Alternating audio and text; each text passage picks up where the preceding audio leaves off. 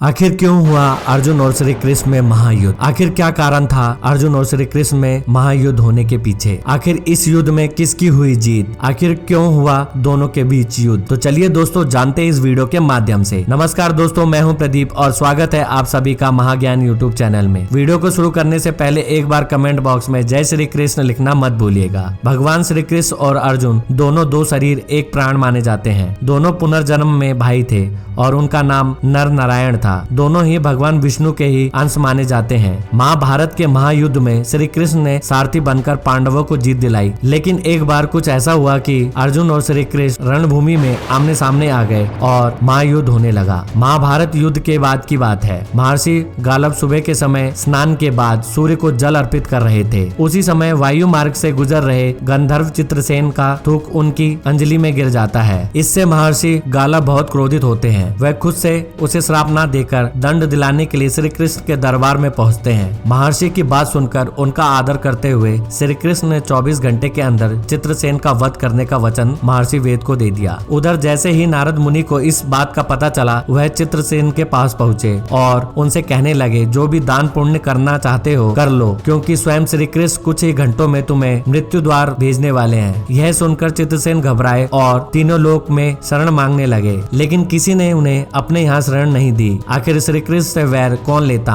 अंत में गंधर्व अपने परिवार सहित फिर से नारद जी की शरण में लौटे और उन्हीं से कोई समाधान देने की विनय की। गंधर्व की विनती पर नारद जी को दया आई और उन्होंने चित्रसेन से कहा कि तुम अपने परिवार सहित आधी रात को इस जगह पर यमुना के किनारे विलाप करना। एक महिला यहाँ आएगी जो तुम्हें विलाप करता देख तुमसे कारण पूछेगी, लेकिन जब तक वह तुम्हारी सहायता का प्रण न ले ले तुम उसे अपनी समस्या मत बताना। चित्रसेन तैयार हो गए। फिर नारद जी श्री कृष्ण की बहन और अर्जुन की पत्नी देवी सुभद्रा के पास पहुँचे और उनसे कहा कि आज बहुत ही शुभ तिथि है। आज मध्य रात्रि में यमुना में स्नान करना और दिन का दुख दूर करने का अक्षय लाभ की प्राप्ति हो सकती है। इस पर सुभद्रा रात को अपनी दो सखियों के साथ यमुना में स्नान के लिए पहुंची। वहां उन्होंने विलाप करते गंधर्व और उनके परिवार को देखा तो उन्होंने अक्षय लाभ की इच्छा और मानवता के नाते उनके दुख का कारण पूछा, लेकिन गंधर्व ने तब तक कुछ नहीं बताया जब तक सुभद्रा ने सहायता का प्रण नहीं किया। लेकिन जैसे ही सुभद्रा ने प्रण किया और गंधर्व ने श्री कृष्ण के प्रण की बात बताई, सुभद्रा धर्म संकट में पड़ गई। उन्हें कुछ नहीं सूझा तो वह गंधर्व को अपने साथ महल में ले गई और जाकर अर्जुन को पूरी बात बताई। अर्जुन ने कहा, चिंता ना करो, अब चित्रसेन हमारी शरण में है तो उसकी रक्षा हमारा कर्तव्य है। उधर देव ऋषि नारद श्री कृष्ण के पास पहुँच गए और उन्हें बताया कि प्रभु आप गंधर्व चित्रसेन को मारने की तैयारी में तो है, लेकिन स्वयं आपके प्रिय अर्जुन ने उसे अपने शरण में रखा है। इस पर कान्हा नारद मुनि से कहते हैं कि आप जाकर अर्जुन को समझाने का प्रयत्न करें। नारद जी अर्जुन के पास आते हैं और श्री कृष्ण का संदेश देते हैं। इस पर अर्जुन कहते हैं कि